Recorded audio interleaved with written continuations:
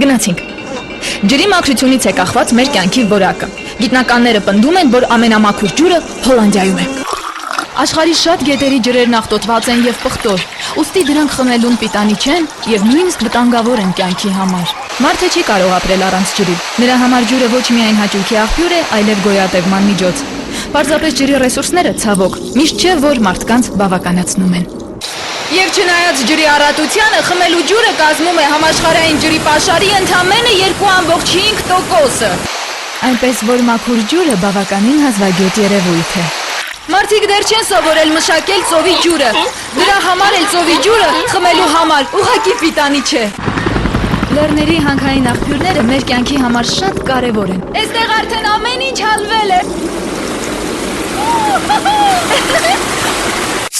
Եվրոպական քաղաքների բնակիչները օրական օգտագործում են 700 միլիոն տոննա ջուր։ Երբեմն ջուրը կարող է խախտել բոլոր պլանները, բայց այդպես լրացվում են ջրի անհրաժեշտ պաշարները։ Եվ չնայած մեր կյանքի արագընթաց քայլերին, մենք միևնույն է բոլորս կախված ենք մի կում թարմ հանքային ջրից։ Ջերմուկ, մի կում իսկական կյանքից։